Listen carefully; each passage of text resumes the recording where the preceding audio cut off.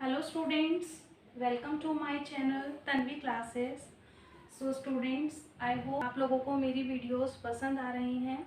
हमने अपनी last video में कैपिटल बजटिंग टॉपिक कंप्लीट किया था और मैंने आपको बताया था वीडियो में अगला चैप्टर स्टार्ट करूँगी, अगला टॉपिक स्टार्ट करूँगी। तो आज हम स्टार्ट करने वाले हैं। लास्ट वीडियोस में तो की थी कैपिटल बजटिंग की सारी टेक्निक्स विद द न्यूमेरिकल्स। हम स्टार्ट करेंगे कॉस्ट ऑफ कैपिटल। तो इस वीडियो में सिर्फ आज आपको मैं ये कॉन्सेप्ट समझाऊंगी कि कॉस्ट ऑफ कैपिटल होता क्या है, इसमें हम क्या पढ़ने वाले हैं।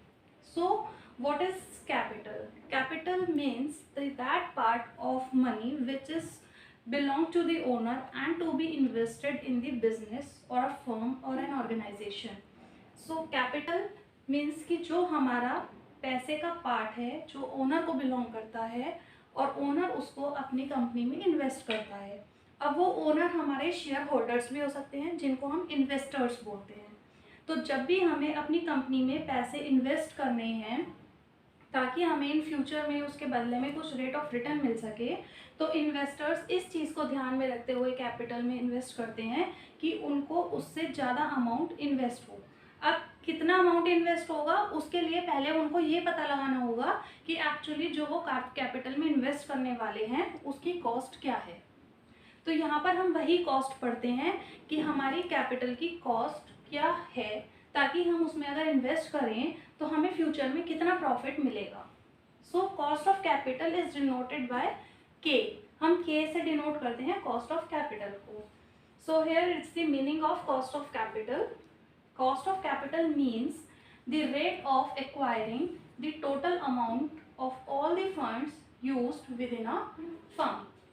Means हमारा वो रेट जिससे हम सारे फंड्स एक्वायर कर रहे हैं और अपनी फर्म में यूज़ कर रहे हैं। या फिर हम बोल सकते हैं it is the combination of all the finances. Means जो भी हमारे सारे फाइनेंसेस हैं, जो भी हमारे फंड्स हैं, जो भी हमारे फाइनेंशियल सोर्सेज हैं, जैसे कि हमारा इक्विटी शेयर्स हो गया, प्रेफरेंस शेयर्स हो गया, डिवेंचर्स हो गया, रिटेन अर्निंग्स हो गया, जिसके ऊपर हमें अपनी कॉस्ट पे करनी है, तो वो सारा कॉम्बिनेशन हम कहलाया जाता है cost of capital.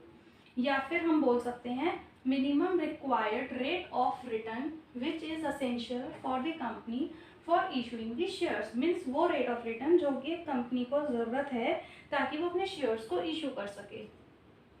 So what are the components of cost of capital? अब हम क्या बोल सकते हैं, क्योंकि हमने यहाँ पढ़ा था combination of all the finances, तो हमारे कंपोनेंट्स क्या क्या होंगे कॉस्ट ऑफ कैपिटल के? Equity shares, retained earnings, preference shares और debentures. So students, cost of capital में हम क्या करने वाले हैं, जो भी हमारे इसके न्यूमेरिकल हैं वो बेस्ड होंगे कॉस्ट को कैलकुलेट करने पे। मीन्स जो भी हमारे ये सारे कॉम्बिनेशंस हम यहाँ पढ़ रहे हैं, हम इनकी इंडिविजुअली अलग अलग कॉस्ट निकालेंगे। तो सबसे पहले हम निकालेंगे कॉस्ट ऑफ इक्विटी शेयर्स, फिर निकालेंगे cost of debentures, cost of preference shares. तो इसी तरीके से ये सारे न्यूमेरिकल्स इसमें इन्वॉल्व होते हैं। तो हम अपनी नेक्स्ट वीडियो में अपना न्यूमेरिकल पार्ट स्टार्ट करेंगे। सबसे पहले हम जो भी इन चारों में से कोई भी एक की कॉस्ट निकालेंगे और उसके ऊपर हम अपनी फिर वीडियो बनाएंगे। सो ये था हमारा कॉस्ट ऑफ कैपिटल। फिर जब हम इनके चारों की कॉस्ट हमारी निकल जाती है, फिर आता है weighted average cost of capital या फिर ओवरऑल कॉस्ट ऑफ कैपिटल। तो वो भी एग्जाम्स में बहुत ज़्यादा पूछा जाता है। What is WACC? आपका थ्योरी पार्ट में भी आ सकता है, या फिर आपको अलग अलग कॉस्ट दे देंगे सबकी और न्यूमेरिकल भी पूछ सकते हैं।